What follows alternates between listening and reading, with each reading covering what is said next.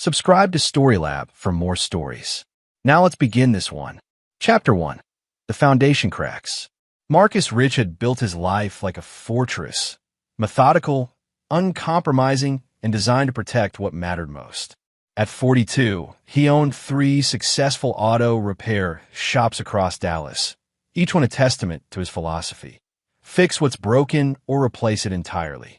No middle ground. No second chances for faulty parts. Standing 6'3", with calloused hands and steel gray eyes that missed nothing, Marcus had earned respect through consistency and fear through his reputation for never backing down. Those who knew him understood one fundamental truth. Marcus Rich didn't forgive, and he never forgot. His wife, Catherine Reese, had been the exception to his suspicious nature.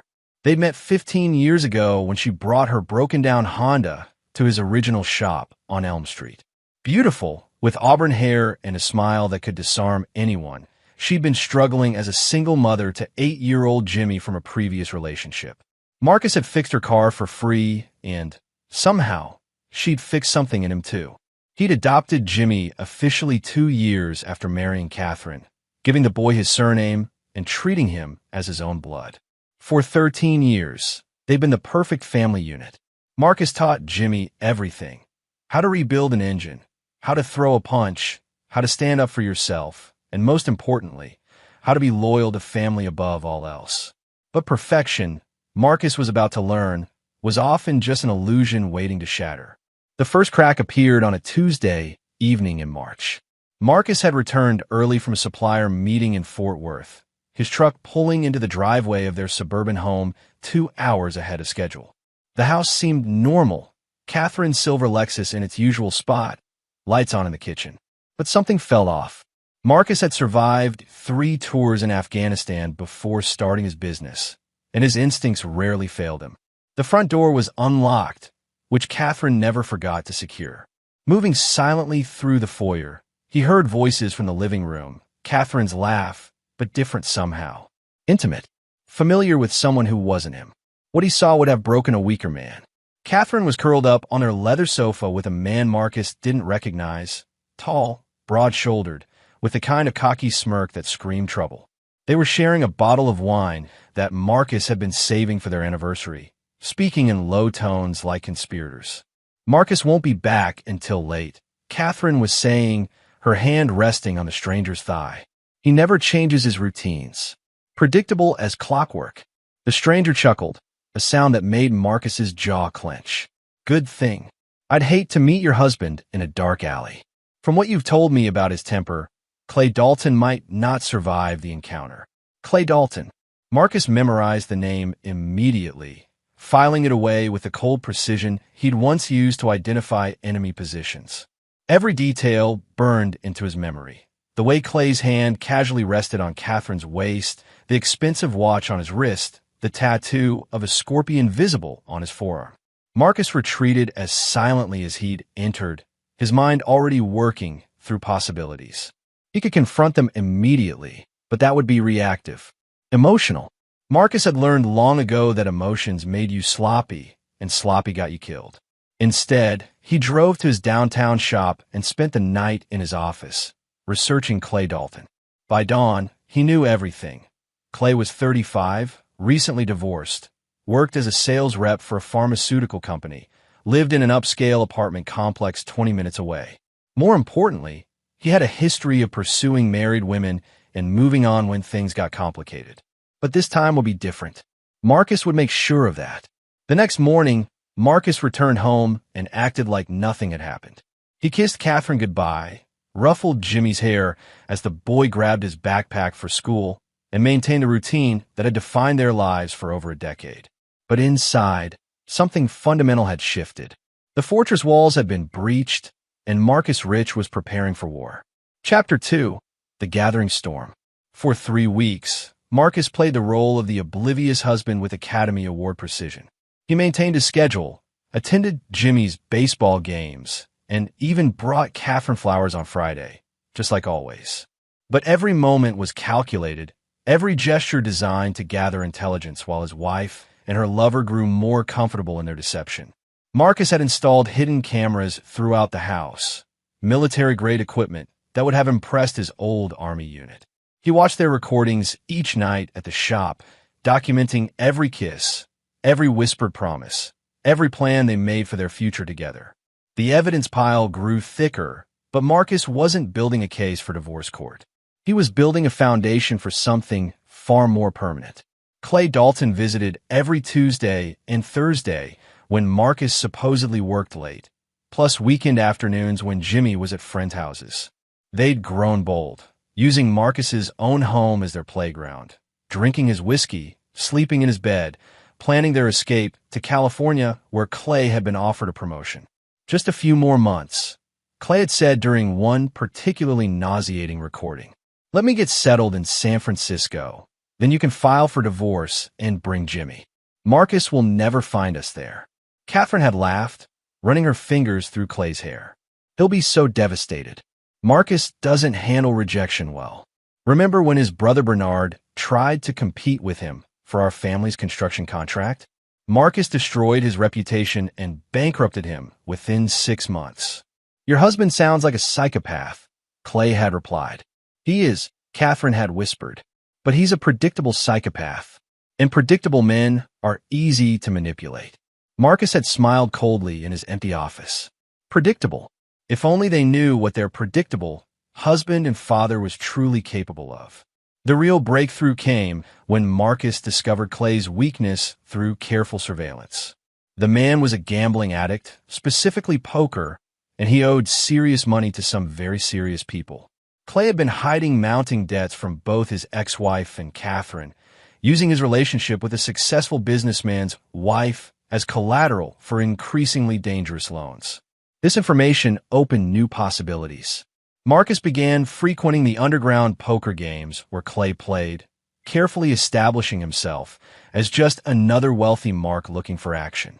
It took 2 weeks, but eventually Clay noticed the newcomer with expensive clothes and a seemingly limitless bankroll.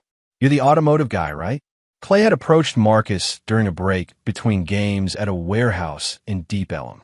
Dalton. Clay Dalton. I think I know your wife. Marcus had smiled with practiced confusion. Really? Small world. I'm Marcus Rich. The handshake had lasted a moment too long, Marcus applying just enough pressure to make Clay uncomfortable without being obvious about it. Your wife Catherine and I work in adjacent buildings downtown. Beautiful woman. You're a lucky man. I am, Marcus had agreed, his voice carrying undertones that made Clay's smile falter slightly. Catherine means everything to me. I'd do anything to protect her happiness. Over the following weeks, Marcus carefully cultivated a friendship with Clay, always staying in character as the successful but slightly naive businessman. He won just enough to seem skilled, lost just enough to seem approachable, and gradually learned about Clay's debts, his plans, and most importantly, his fears. Clay owed $50,000 to a loan shark named Muhammad Connolly, a man whose collection methods were legendary in certain circles. The debt was due in 6 weeks, and Clay's plan was simple: convince Catherine to access Marcus's business accounts for a temporary loan that would never be repaid. It was during their 4th game together that Marcus received the phone call that would change everything. Jimmy's voice, small and terrified, cutting through the warehouse noise like a blade. Dad, Mom's boyfriend is dragging me to the dog kennel. He says he's going to put me in with his Rottweiler to teach me who's alpha. Marcus felt something primal and lethal unfurl in his chest. Around the poker table, Clay was laughing at someone's joke, completely unaware that his life had just taken a dramatic turn toward its conclusion. Don't fight him, Marcus replied, his voice steady despite the rage burning through his veins. I'm 5 minutes away. He pocketed his phone and stood up from the table, his chair scraping against the concrete floor. Clay looked up, chips scattered in front of him, still wearing that cocky smile that Marcus was going to enjoy removing permanently. Leaving already, Marcus? The night's just getting started. Marcus smiled back, and something in his expression made every man at the table unconsciously lean away. Actually, Clay, I think it's just ending. Chapter 3. The Alpha Emerges. Marcus drove through Dallas traffic like a man possessed, his truck weaving between cars as he broke every speed limit between Deep Ellum and his suburban home. His shotgun lay across the passenger seat, A Remington 870 he'd carried through 2 combat deployments, loaded and ready. In the 13 years since adopting Jimmy, Marcus had never laid a hand on the boy in anger. The thought of another man threatening his son triggered something deeper than rage, something that his army psychiatrist had warned him to keep buried. The house appeared normal from the outside, but Marcus could hear the Rottweiler barking frantically from the backyard. His blood turned to ice as he quietly entered through the front door, the shotgun held at the ready. Voices carried from the kitchen, Catherine pleading, Clay shouting, and underneath it all, Jimmy's muffled crying. Marcus moved through his own home like a predator, each step calculated and silent. Through the kitchen doorway, he could see the scene that would fuel his nightmares and justify his revenge. Jimmy pressed against the back door, tears streaming down his face while Clay held him by the shirt collar. Catherine stood nearby, her face pale but not intervening. "The boy needs to learn respect," Clay was saying, his voice slurred with alcohol. "You've babied him too long, Catherine. In my house, kids understand the hierarchy." "Please, Clay," Catherine whispered. "Marcus will be home soon." "We can't." "Marcus isn't here," Clay snarled, shaking Jimmy roughly. "And when we're in California, this little brat will learn to call me Dad and show proper respect, or he'll spend a lot of quality time with Rex out there." That's when Marcus stepped into the doorway, the shotgun raised and steady. The clicking sound of him chambering a round cut through the argument like thunder. "Let go of my son." The words came out quiet, almost conversational, but they carried the weight of absolute authority. Clay spun around, his face cycling through confusion, recognition, and finally terror as he processed the situation. Catherine gasped, stepping backward until she hit the counter. "Marcus," she stammered. "You're early. We were just—" "I said let go of my son." Marcus's voice hadn't changed, but the shotgun had shifted slightly, now aimed directly at Clay's center mass. Clay released Jimmy immediately, his hands shooting up in surrender. "Hey now, Marcus. This is all a misunderstanding. The boy was being disrespectful, and I was just teaching him who's alpha." Marcus finished, taking a step into the kitchen. Jimmy ran to him immediately, wrapping his arms around his father's waist. Marcus kept the shotgun trained on Clay while his free hand gently touched his son's head.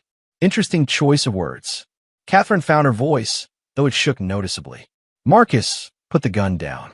We can talk about this like adults." Marcus's laugh was winter cold. "Adults? You mean the way adults sneak around behind their husband's back? The way adults threaten children with attack dogs? Those kinds of adults, Catherine." Clay's face went white as the implications hit him. "You know, I know everything, Clay. Every Tuesday, every Thursday, every weekend when you thought I was safely out of the way. I know about your debts to Muhammad Connolly. I know about your plans for California. I know about the money you were planning to steal from my accounts." Marcus's voice remained conversational, which somehow made it more terrifying. "But most importantly, I know what you just did to my son." "Daddy," Jimmy whispered against his shirt. "I was so scared." Something flickered behind Marcus's eyes, a darkness that his army unit had nicknamed the Switch. Once flipped, negotiation became impossible, mercy became extinct, and Marcus Rich became something else entirely. "Jimmy," he said softly, never taking his eyes off Clay, "go to your room and pack a bag. You're spending the night at Uncle Bernard's house." "But Dad—" "Now, son." Jimmy ran upstairs, his footsteps echoing through the suddenly silent house. Marcus waited until he heard the bedroom door close before speaking again. "Catherine, sit down at the table." "Clay," you moved toward the back door. Slowly. "Marcus, please," Catherine began, but stopped when she saw his expression. 13 years. Marcus continued, almost thoughtfully. 13 years I provided for this family. Protected it. Built something I thought was permanent. And the whole time, you were planning to take my son away from me. To let this piece of trash intimidate and threaten the most important person in my life. Clay had reached the back door, his hands still raised. Through the glass, the Rottweiler's barking had reached a fever pitch, the massive dog throwing itself against the fence. "You want to teach someone about being alpha, Clay?" Marcus asked, reaching over to turn the deadbolt on the back door. "Let me show you what an alpha really looks like." The lock clicked into place with a sound like a coffin closing. Chapter 4. The hunt begins. The standoff in Marcus's kitchen stretched like a taut wire, seconds feeling like hours. Clay's eyes darted between the locked door and the shotgun, sweat beading on his forehead despite the evening chill. Catherine sat frozen at the table, her face pale as she began to understand that her husband wasn't the predictable man she'd thought she knew. "Marcus," she whispered, "you're not thinking clearly. Put the gun down and we can work this out." Marcus's smile was razor thin. "I've never been thinking more clearly in my life." He reached into his pocket with his free hand and pulled out his phone, scrolling to a contact. Jimmy's Uncle Bernard is expecting him. He'll be staying there indefinitely. The call connected after 2 rings. "Bernard? It's Marcus. Jimmy's coming over tonight." "Yes, there's been a situation." "No, don't ask questions right now. Just keep him safe and don't let anyone near him except me." Clay tried to speak, but Marcus cut him off with a slight movement of the shotgun barrel. "One more thing, Bernard." Marcus continued into the phone, his eyes never leaving Clay's face. "If anything happens to me in the next few days, there's an envelope in my office safe with instructions. Make sure Detective Wallace Hughes at Dallas PD gets it. The combination is Jimmy's birthday." Marcus ended the call and slipped the phone back into his pocket. The mention of evidence and police contact had Clay's face cycling through shades of gray. "Now then," Marcus said conversationally, "let's discuss the new arrangement. Clay, you're going to step outside with Rex. Catherine tells me you believe in teaching respect through fear. Tonight, you're going to learn about both." "Marcus, please." Catherine stood up from the table. "This isn't you. You're not a killer." Marcus's laugh was genuinely amused. "Sweetheart, you really don't know me at all. 3 tours in Afghanistan, 2 Bronze Stars, and a classified service record that would give you nightmares. The man you married, the father who raised Jimmy, that was the version of me I chose to be. But choice works both ways." Clay's voice cracked as he spoke. "Look, I'm sorry about the kid. I was drunk. I wasn't thinking. We can forget this whole thing happened." "Forget." Marcus tilted his head thoughtfully. "That's interesting because I've never forgotten anything in my life. For instance, I'll never forget the sound of my son crying because you threatened him. I'll never forget 13 years of marriage that were apparently a lie. And I'll never forget that you thought you could take my family away from me." The Rottweiler's barking suddenly intensified, followed by the sound of splintering wood. Clay went white as they heard the dog break free from whatever had been restraining it. "Funny thing about Rex," Marcus continued casually. "I did some research on him. 90 pounds of pure aggression, trained as an attack dog before Clay supposedly reformed him. 3 previous owners, 2 hospitalizations, and a bite record that should have gotten him put down years ago. But Clay here likes having a weapon on a leash." "How do you know about Rex?" Clay whispered. "I know everything about you, Clay. Your gambling debts, your ex-wife's restraining order, your history of targeting married women for financial gain. I even know about the methamphetamine you've been feeding Rex to keep him aggressive." Marcus's smile turned predatory. "Did you really think you could plan to destroy my family without me finding out every detail of your pathetic existence?" Catherine's hands were shaking now. "Marcus, this isn't legal. You can't just..." "Can't what?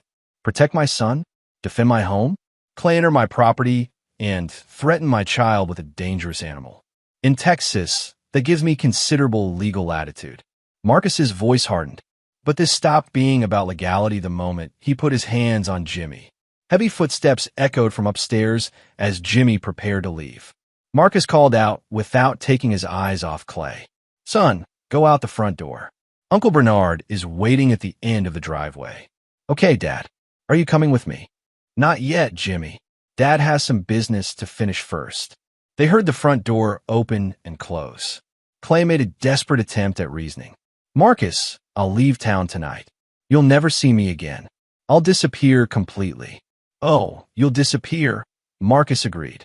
"But not the way you're thinking." The back door's deadbolt seemed to mock Clay as he pressed himself against it. Outside, Rex had gone silent, which was somehow more terrifying than the barking. "Here's what's going to happen," Marcus continued, his voice taking on the tone of a military briefing. Catherine, you're going to sit back down and stay very still. Clay, you're going to slowly reach into your pocket and pull out your car keys. Then you're going to tell me exactly how much you owe Muhammad Connolly and when it's due. I don't understand. The debt, Clay. Details. Now. Clay's hands shook as he retrieved his keys. 50,000. Due in 6 weeks. But I don't see how that matters now. Marcus nodded thoughtfully. It matters because Muhammad and I are going to have a conversation about transferring your debt. You see, I've been planning this evening for weeks. Ever since I started watching the recordings of you and my wife planning to steal my money and kidnap my son. Catherine's face went white. Recordings? Every word, every kiss, every plan to destroy my life and take Jimmy away from me. Marcus reached into his jacket and pulled out a small remote. The cameras have been recording everything for the past hour as well, including Clay's threat against my son and his apparent willingness to use his attack dog as an enforcement tool. The implications hit both of them simultaneously. This wasn't a crime of passion. It was a carefully orchestrated trap, and they had walked into it willingly. Marcus pressed a button on the remote, and they heard the electronic lock on the back door disengage with a soft click. Now, Clay, Marcus said, raising the shotgun slightly, let's go outside and meet Rex properly. It's time you learned what it really means to be alpha. Chapter 5, The Reckoning. The back door swung open to reveal Marcus's yard transformed into something from a nightmare. Portable floodlights, the kind used at his auto shops for night work, illuminated every corner with harsh white brilliance. Rex stood in the center of the lawn, 90 pounds of pure aggression with foam at the corners of his mouth, his eyes reflecting the light like a demon's. Clay froze in the doorway, every muscle in his body screaming at him to run. But Marcus was behind him with the shotgun, and the fence was too high to climb before the dog reached him. Move, Marcus commanded quietly. Please, Clay whispered. I have money. I can pay you. Just let me leave. Marcus's laugh was colder than winter wind. You threatened my son with this animal. Now you get to experience what Jimmy was supposed to endure. Clay stumbled into the yard, immediately drawing Rex's attention. The Rottweiler's lips pulled back in a snarl, revealing teeth that looked like ivory daggers in the floodlights. Here's what's interesting about methamphetamine in dogs, Marcus said conversationally, keeping the shotgun trained on Clay while staying well back from Rex's range. It increases aggression exponentially, but it also makes them unpredictable. They can't distinguish between commands and threats, friends and enemies. Right now, Rex sees you as either prey or competition for alpha status. Clay tried to back toward the door, but Marcus had positioned himself to block that route. You're insane. I'm a father protecting his son, Marcus corrected. There's a difference. Rex began circling Clay, a predator evaluating his target. The dog's massive head hung low, every muscle coiled for attack. Clay's breathing became rapid and shallow, panic setting in as the reality of his situation crystallized. You wanted to teach Jimmy about hierarchy, Marcus continued. About who's alpha in your world. Well, Clay, welcome to my world. Here, alpha isn't determined by intimidation or threats. It's determined by who's willing to go further than anyone else to protect what matters. Inside the house, Catherine pressed herself against the kitchen window, her face twisted with horror. She pounded on the glass, screaming for Marcus to stop, but the sounds were muffled and distant. Rex suddenly charged, not at Clay but toward the fence line, throwing his bulk against the wooden boards with enough force to crack them. The display of raw power made Clay stumble backward, nearly falling. Rex responds to weakness, Marcus observed clinically. He can smell fear, and fear makes him aggressive. The more terrified you become, the more dangerous he becomes. It's a feedback loop that usually ends badly for the weaker party. Clay's voice cracked as he spoke. What do you want from me? I want you to understand what you put my son through. The terror, the helplessness, the realization that someone bigger and stronger was going to hurt you just because they could. Marcus's voice carried 13 years of suppressed rage. Jimmy is 8 years old, Clay. 8. And you threatened him with this. Rex completed another circle, closer this time, his hot breath visible in the cool night air. Clay could smell the animal's musk, See the intelligence behind those predatory eyes. But here's the thing about alphas, Marcus continued, pulling a small device from his pocket. Real alphas don't just dominate through fear. They dominate through preparation, intelligence, and absolute ruthlessness when their pack is threatened. The device in Marcus's hand was a dog whistle, ultrasonic, inaudible to human ears but devastating to canines. Rex immediately froze, his massive head swinging toward Marcus in confusion and pain. You see, Clay, while you were busy playing house with my wife and planning to rob me blind, I was learning everything about you.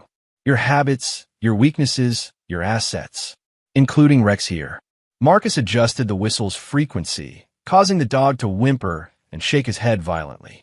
Did you know that sustained ultrasonic exposure can cause permanent hearing damage in dogs? Rex has been listening to this frequency for the past 15 minutes through speakers I placed around the yard.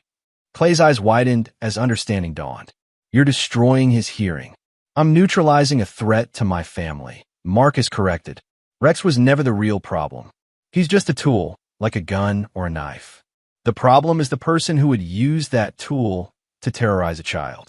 Rex stumbled toward the house, his equilibrium compromised by the sustained ultrasonic assault. The once terrifying attack dog was now disoriented and vulnerable, pawing at his ears in distress. This is what preparation looks like, Clay. While you were making threats and drinking my whiskey, I was turning your own weapon against you. In the military, we called it force multiplication, using the enemy's assets to destroy them. Clay tried to run toward the fence, but his legs gave out after 3 steps. The adrenaline and terror had left him physically depleted, barely able to stand. Now, Marcus said, lowering the shotgun slightly, we're going to have a conversation about your future. What's left of it? Chapter 6, The Contract. Marcus gestured toward a metal chair that had been placed in the center of the yard. Another detail that proved this had been planned down to the smallest element. Clay stumbled toward it, his legs barely supporting him as Rex continued to stumble around in acoustic distress. Sit, Marcus commanded, and Clay collapsed into the chair as if his strings had been cut. The floodlights created a harsh interrogation atmosphere, shadows dancing at the edges of the yard while the rest of Dallas slept peacefully, unaware of the drama unfolding in suburban purgatory. Let's discuss your debt to Muhammad Connolly. Marcus began, pulling out his phone and scrolling to a contact. $50,000 due in 6 weeks. High interest, violent collection methods, the kind of arrangement that usually ends with people disappearing. Clay's voice came out as a croak. How do you know Muhammad? I know everyone who matters in this city, Clay. The question is, how badly do you want to live through the next 10 minutes? Marcus dialed the number and put the phone on speaker. It rang twice before a gravelly voice answered. Rich, this better be important. Muhammad, it's about Clay Dalton's debt. A pause. What about it? I want to buy it. Full amount, plus interest. Cash transaction tonight. Another pause, longer this time. Why would you want that headache? Marcus smiled coldly, looking directly at Clay. Let's call it a personal investment. Clay and I have some business to settle, and I want to make sure he's motivated to cooperate. $60,000. That's what he owes with interest compounded to today. Done. I'll transfer the money within the hour. Send me your account details. Marcus, Muhammad's voice carried a warning note. When I transfer a debt, I transfer all collection rights. That means if Clay defaults again, it's your problem to solve. I understand completely. In fact, I'm counting on it. The call ended, leaving Clay staring at Marcus in dawning horror. You just bought my debt. I just bought your life. Marcus corrected. The question now is what I plan to do with it. Catherine's pounding on the kitchen window had intensified, but Marcus ignored her completely. His focus was entirely on the man who had threatened his son and planned to destroy his family. Here's your new reality, Clay. You now owe me $60,000, and unlike Muhammad, I don't just break legs when people don't pay. I get creative. Marcus pulled out a tablet and began typing. I'm drafting a contract. You're going to sign it, and then you're going to spend the rest of your miserable existence following its terms exactly. Clay tried to protest, but Marcus cut him off with a raised hand. Article 1.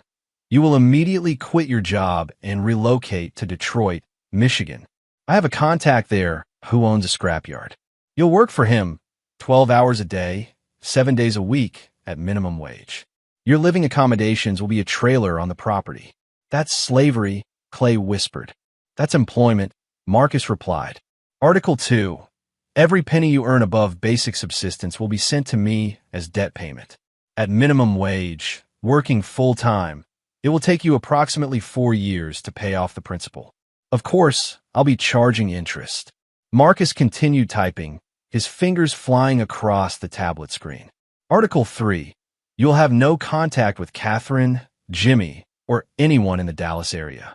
No phone calls, no letters, no emails. Any attempt to communicate with my family will result in immediate termination of this agreement and activation of my collection protocols. Clay's face had gone ashen. What if I refuse? Marcus looked up from the tablet, and Clay saw something in those steel-gray eyes that made him instantly regret asking the question. Then we skipped straight to the collection protocols. Would you like to know what those involve? Clay shook his head frantically. Article 4. Marcus continued. Concerns your beloved Rex here. Since you're so fond of using animals as weapons, Rex will be accompanying you to Detroit. My contact has several fighting rings that are always looking for fresh meat. Rex's methamphetamine addiction makes him perfect for that work, assuming he survives the training process. For the first time, Clay showed genuine emotion beyond fear. You can't do that to him. Rex isn't evil. He's just been trained wrong. Now you're concerned about innocent victims? Marcus's voice carried genuine amusement. How touching. Unfortunately, Rex is evidence of your willingness to use violence against children. He can't stay in Dallas, and I can't trust you to reform him properly. Marcus finished typing and turned the tablet toward Clay. Article 5 is the most important one.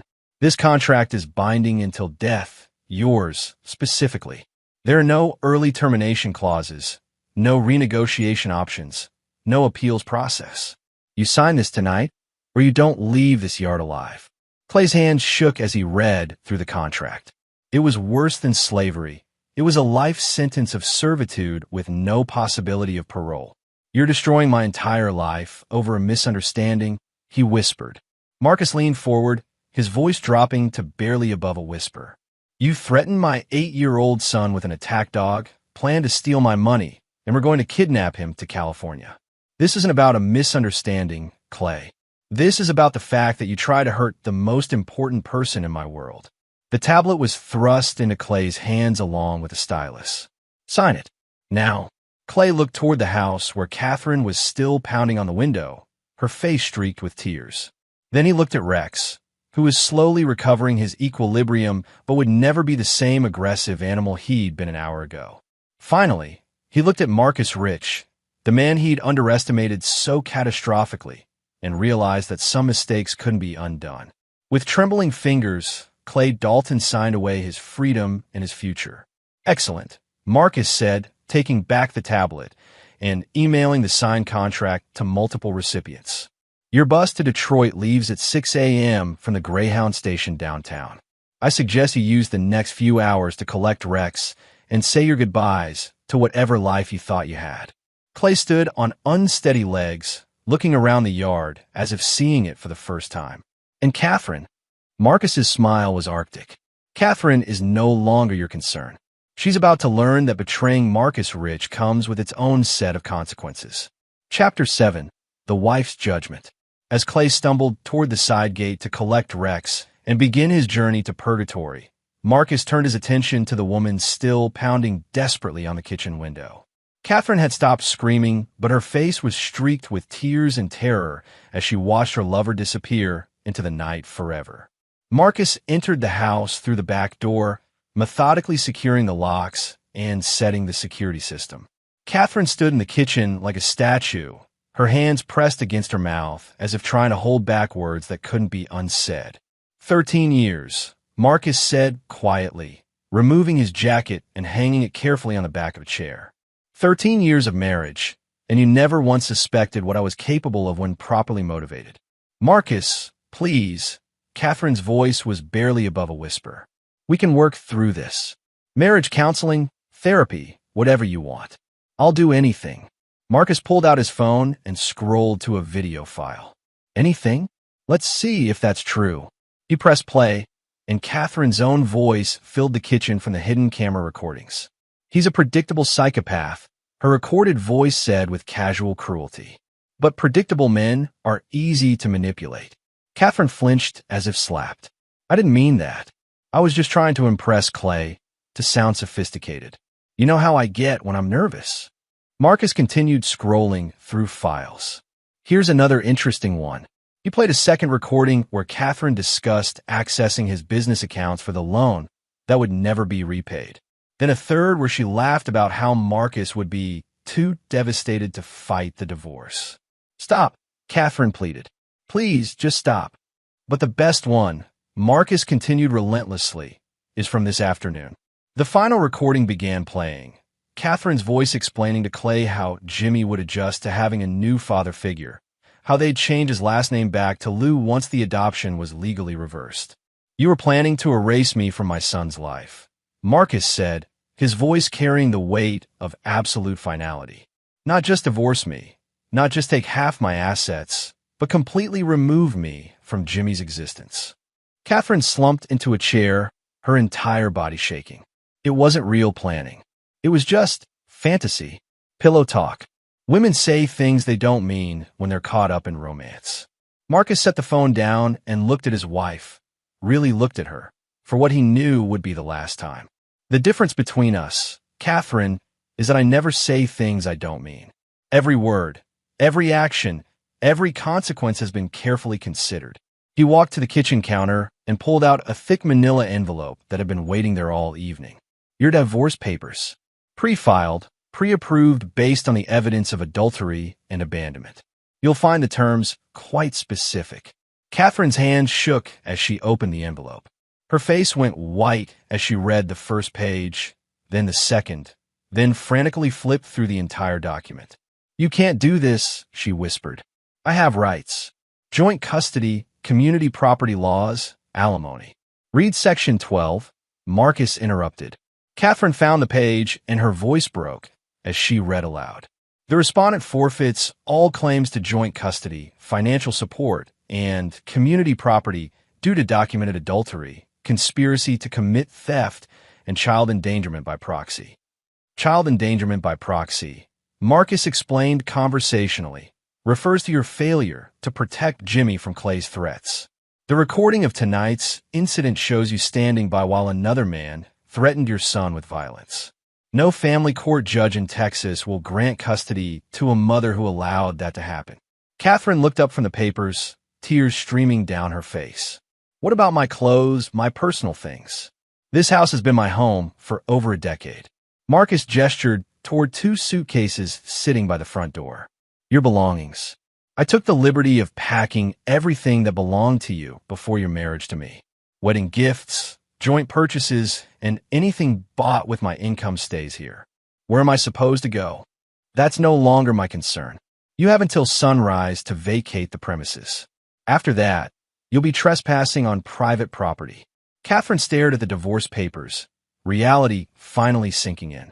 You're destroying my entire life over one mistake. Marcus's laugh was genuinely incredulous. One mistake? Catherine, you've been systematically planning to destroy my life for months. The affair was just the beginning. You were going to steal my money, kidnap my son, and erase me from his memory. Tonight, you stood by while another man threatened Jimmy with an attack dog. His voice hardened to steel. This isn't punishment for one mistake. This is justice for a calculated campaign of betrayal. I love Jimmy, she protested. He's my son, too. Your son. Marcus pulled out his phone again and scrolled to another video file. Let's see what you told Clay about that.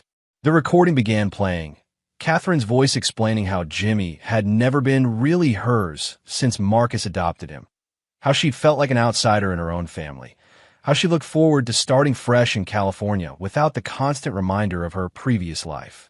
Catherine's face crumpled as she heard her own words. I was angry. I felt excluded from the relationship between you and Jimmy. I said things I didn't mean. You're right about one thing, Marcus agreed. Jimmy was never really yours. He was always mine, From the moment I chose to love him as my own. And unlike you, when I make a choice to love someone, it's permanent, unconditional, non-negotiable. Marcus walked to the window and looked out at the empty yard where Clay had so recently learned the price of threatening his family. You mistook my consistency for predictability, my devotion for weakness. You thought because I followed routines, because I provided stability, because I chose peace over conflict, that I was controllable. He turned back to face his soon-to-be ex-wife. But what you never understood is that everything I built, the business, the routine, the stable life, was all designed to protect what mattered most. Jimmy. And when someone threatens what I'm protecting, they discover that the man who can build a fortress can also tear one down. Catherine wiped her eyes and stood up slowly. What about visitation? I still have rights as his biological mother. Marcus smiled, and Catherine stepped backward instinctively. Section 15. With trembling hands, she found the relevant page. Her voice broke as she read. Respondents' visitation rights are suspended pending completion of court-mandated psychological evaluation and parenting classes, contingent upon demonstrated ability to provide safe environment for minor child. The psychological evaluation, Marcus explained, will focus heavily on your recent decision-making patterns, including your choice of romantic partners and your failure to protect Jimmy from those partners' aggressive behaviors. The parenting classes will need to address your apparent willingness to prioritize adult relationships over child welfare. How long will that take? With your recorded statements and tonight's incident, conservative estimate would be 18 to 24 months. Assuming you pass it all, Catherine sank back into the chair, the full scope of her situation finally becoming clear. You've thought of everything. I've had 3 weeks to plan, Catherine. 3 weeks to document every betrayal, anticipate every legal challenge, and prepare for every contingency. Marcus checked his watch. It's now 11:47 p.m. You have 6 hours and 13 minutes to collect your things and leave. I suggest you use that time wisely. Catherine stood and walked toward the suitcases, each step looking like it took tremendous effort. At the front door, she turned back one last time. Do you hate me? Marcus considered the question seriously. No, Catherine. Hate requires ongoing emotional investment, and you're no longer worth that much of my energy. What I feel for you now is nothing. Complete indifference to your existence, and whatever happens to you next. The front door closed behind her with a soft click, and Marcus Rich was finally alone in the house he'd built for a family that no longer existed. Chapter 8. The New Order. 6 months later, Marcus stood in the kitchen of his renovated home, watching Jimmy practice guitar in the living room through the doorway. The boy had grown 3 inches since that terrible night, and the haunted look in his eyes had finally faded. Music therapy, combined with the security of knowing his father would never let anyone hurt him again, had worked small miracles. The house itself had been transformed. Gone were the feminine touches Catherine had added over the years, the pastel colors, the decorative pillows, the photographs of their happy family. In their place, Marcus had created a space that reflected who they really were, 2 men building a life together based on trust, loyalty, and honest communication. Dad, Jimmy called from the living room. Can you help me with this chord progression? In a minute, son, Marcus replied, finishing his review of the monthly business reports. All 3 auto shops were thriving, partly because Marcus had thrown himself into work with renewed intensity, but mostly because word had spread throughout Dallas about what happened to people who crossed Marcus Rich. His phone buzzed with a text message from his contact in Detroit, CD, struggling with accommodation, requesting reduction in working hours due to health issues. Recommend response. Marcus typed back quickly. Denied. Contract terms are non-negotiable. If health becomes critical, transfer to medical facility for minimum necessary treatment, then back to work. Another message appeared. Rex didn't last long in training. Natural death from stress complications. What should we do with remains? Cremate.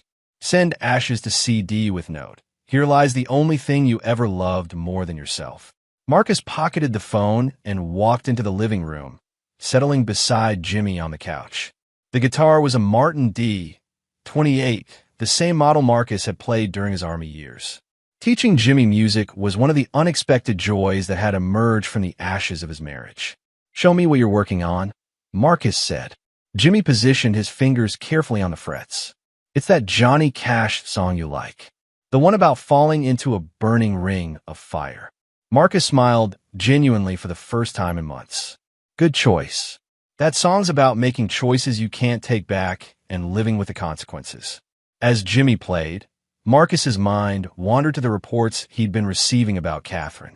She'd failed her first psychological evaluation spectacularly, with a court-appointed psychiatrist noting significant narcissistic tendencies and an inability to accept responsibility for harmful actions.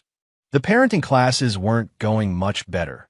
She'd been asked to leave 2 different programs for disruptive behavior and unwillingness to engage with therapeutic feedback. More concerning for her prospects was the discovery that her relationship with Clay hadn't been her first affair. Marcus's private investigator had uncovered evidence of at least 2 other extramarital relationships during their marriage, including one with a man who was now serving time for domestic violence against his subsequent girlfriend. The family court judge had been unimpressed with this pattern of poor judgment in romantic partners, especially given the documented threat to Jimmy's safety. Catherine's visitation rights remained suspended indefinitely. "How's that sound, Dad?" Jimmy asked, finishing the song. "Perfect," Marcus replied honestly. "You're getting really good at this." "Thanks. Hey, Dad, can I ask you something?" Marcus set down his business papers and gave Jimmy his full attention. "Always. Do you ever miss Mom?" The question Marcus had been dreading finally arrived, and he chose to answer it with the same honesty that now defined their relationship. "I missed the person I thought she was," Marcus said carefully.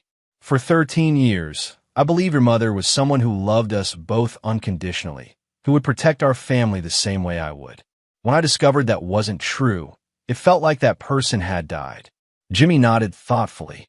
"Do you think she'll ever come back?" "No, son. And more importantly, I don't want her to.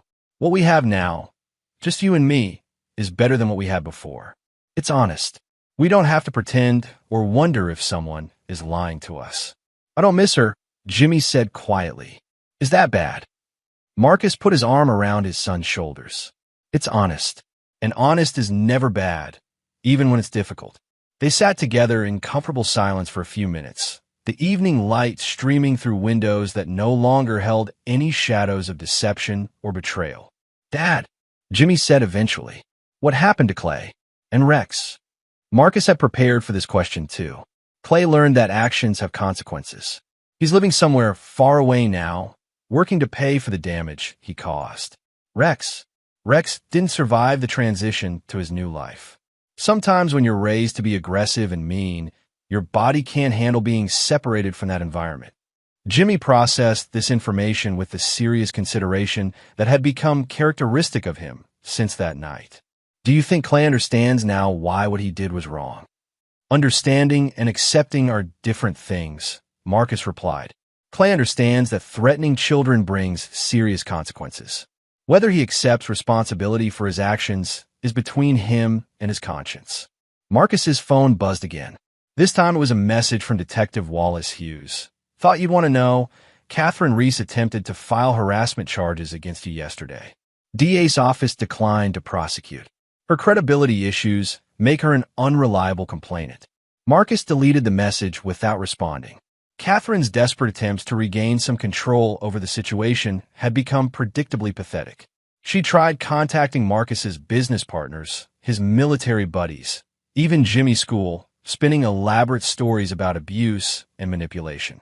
But the evidence was too clear, her pattern of deception too well documented, and her credibility too damaged for anyone to take her seriously. "Are you ready for dinner?" Marcus asked Jimmy. "Can we order pizza?" "It's Friday." "Pizza it is. You pick the toppings." As Jimmy called in their order, Marcus reflected on how much their lives had improved since removing the sources of instability and betrayal. They had routines again, but now they were routines built on trust rather than obligation. They had conversations about real things instead of polite evasions of uncomfortable truths. Most importantly, they had security. Jimmy knew, with absolute certainty, that his father would never let anyone hurt him again. And Marcus knew, with equal certainty, that Jimmy would never question his father's love or loyalty. The pizza arrived as the sun was setting, and they ate at the kitchen table where so much drama had unfolded 6 months earlier. Now it was just a table where a father and son shared meals and talked about their day, planning for a future that belonged entirely to them. "Dad," Jimmy said between bites of pepperoni pizza, "I'm glad it's just us now." Marcus reached across the table and squeezed his son's hand. "Me too, Jimmy. Me too." Chapter 9. The Final Truth. 2 years after the night that changed everything, Marcus Rich sat in family court for what he hoped would be the final time. Catherine had made one last desperate attempt to regain visitation rights, claiming that 2 years of therapy had transformed her into a fit mother. Her lawyer, the third one she'd hired after the previous 2 withdrew from her case, was making an impassioned plea about rehabilitation and second chances. Marcus watched dispassionately as Catherine took the stand. She looked older, worn down by 2 years of court battles, failed psychological evaluations, and a gradual realization that Marcus Rich never bluffed and never retreated once his mind was made up. "Your Honor," Catherine's voice trembled as she spoke, "I've completed everything the court required. Therapy, parenting classes, anger management, substance abuse counseling. I've rebuilt my life, and I'm ready to be the mother Jimmy deserves." Judge Christina Waters reviewed the thick file in front of her with the expression of someone who had seen this pattern many times before. "Ms. Reese, I notice this is your 4th petition for visitation rights in 2 years. Each previous attempt was denied due to your failure to complete court-mandated requirements. What makes this time different?" "I understand now that my actions were harmful," Catherine replied, reading from notes her lawyer had undoubtedly prepared. "I take full responsibility for my mistakes, and I'm committed to rebuilding my relationship with my son."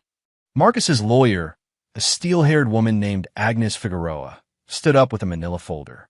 "Your Honor, the petitioner's definition of taking full responsibility requires clarification." "Proceed, counselor."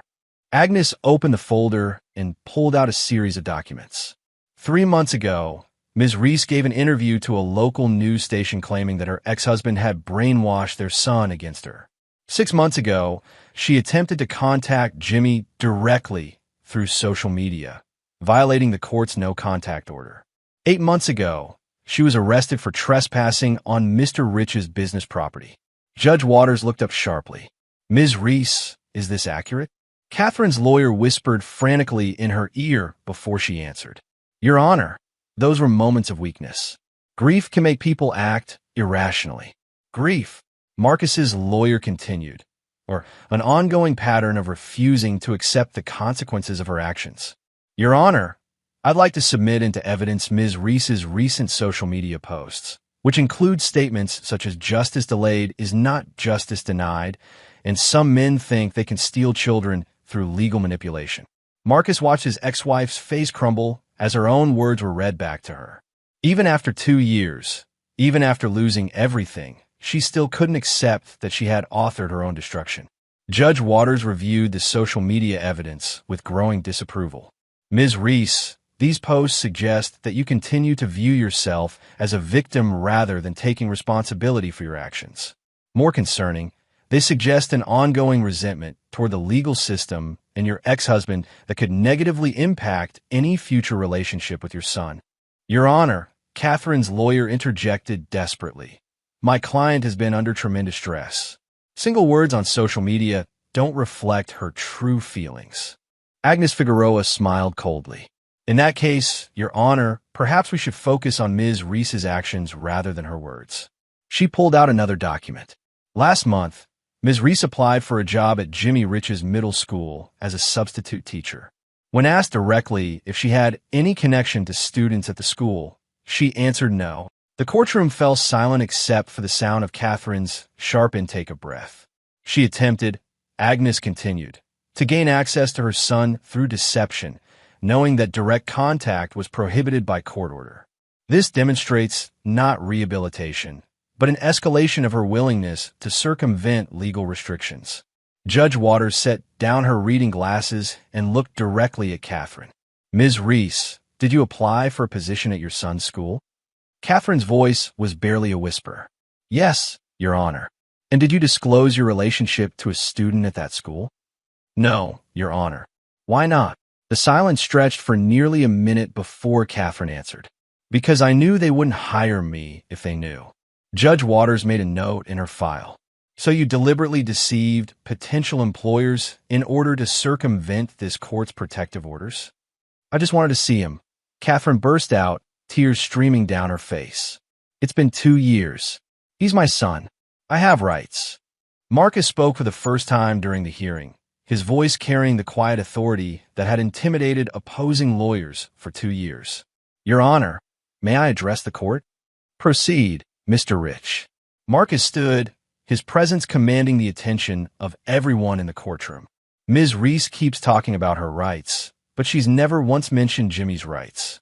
His right to safety, to stability, to live without fear that someone who hurt him will return to hurt him again. He turned to look directly at Catherine.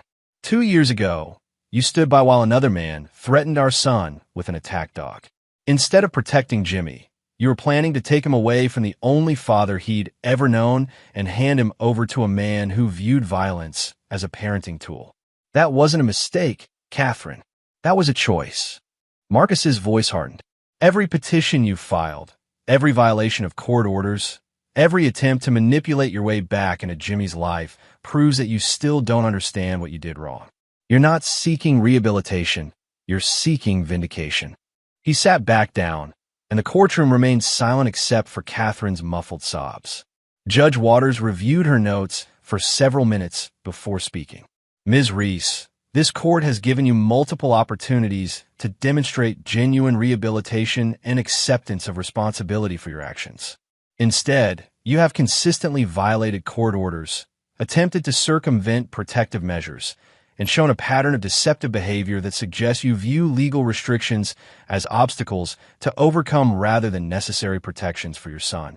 The judge's voice carried the weight of finality. Your petition for visitation rights is denied. Furthermore, this court is placing a permanent restraining order preventing you from contacting Jimmy Rich, attending his school events, or coming within 500 feet of his residence, school, or known locations. Any violation of this order will result in immediate arrest and prosecution. Catherine's scream of anguish echoed through the courtroom, but Marcus felt nothing except relief that this chapter was finally closed. As they left the courthouse, Agnes Figueroa walked beside Marcus toward the parking garage. That's the end of it, she said confidently. She has no legal avenues left. Marcus nodded, but his expression remained thoughtful. She'll try something else. People like Catherine don't give up. They just find new ways to avoid accepting reality. He was proven right 6 months later when Catherine attempted to contact Jimmy through his best friend's mother, claiming to be doing a wellness check as a concerned family member. The friend's mother, who had been briefed about the situation by Marcus, immediately called the police. Catherine was arrested for violating the restraining order and sentenced to 6 months in county jail. When she was released, she moved to Oregon to live with a sister Marcus had never met, apparently finally accepting that her life in Dallas was over. Marcus never heard from her again, which was exactly how he preferred it. Jimmy, now 15 and taller than his father, thrived in the stability that Marcus had fought so hard to protect. He played guitar in the school jazz band, maintained a 3.8 GPA, and had never once asked about visiting his biological mother. The few times her name came up in conversation, he referred to her simply as Catherine. Not mom, not mother, just a name attached to an unpleasant memory from his childhood. On the 3rd anniversary of that terrible night, Marcus and Jimmy were working together in the garage, rebuilding the engine of a 1967 Mustang that would be Jimmy's car when he turned 16. The radio played softly in the background while they worked, father and son moving in practice synchronization around the engine bay. Dad, Jimmy said, wiping grease from his hands, do you ever wonder what would have happened if you hadn't come home early that night? Marcus considered the question seriously. I think about it sometimes, but wondering about alternate timelines is usually a waste of mental energy. What matters is what actually happened and how we responded to it. Do you think you went too far? With Clay and everything else? Marcus set down his wrench and looked at his son, No longer a frightened 8-year-old, but a thoughtful young man who understood that the world contained both good and evil, and that sometimes good people had to do hard things to protect what mattered. Jimmy, I've made a lot of decisions in my life that I'm not proud of. I've hurt people who probably didn't deserve it, and I've been colder than necessary when warmth might have worked just as well. Marcus's voice carried the weight of 3 tours in Afghanistan and countless difficult choices.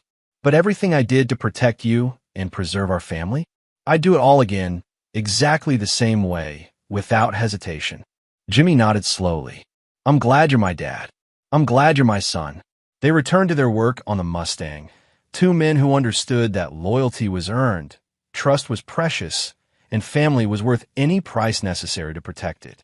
Outside, Dallas hummed with the noise of 8 million people living their lives. But inside the garage, Marcus Rich had everything he'd ever really wanted. His son's respect, his son's love, and the absolute certainty that no one would ever threaten the bond again. In Detroit, Clay Dalton finished another 16-hour shift at the scrapyard, his hands bleeding through worn gloves as he counted the money that would go toward a debt that seemed to grow faster than he could pay it. He thought about the life he'd lost, the choices he'd made, and the man who had systematically destroyed everything he'd ever cared about with the precision of a military operation. But Clay's thoughts didn't matter anymore. He was just a ghost haunting someone else's past, a cautionary tale about what happened when you threatened Marcus Rich's family. Marcus had promised Clay that he never forgot and never forgave. This is where our story comes to an end. Share your thoughts in the comments section. Thanks for your precious time. If you enjoyed this story, then please make sure you subscribe to this channel. That would help me a lot. Click on the video you see on the screen, and I will see you there.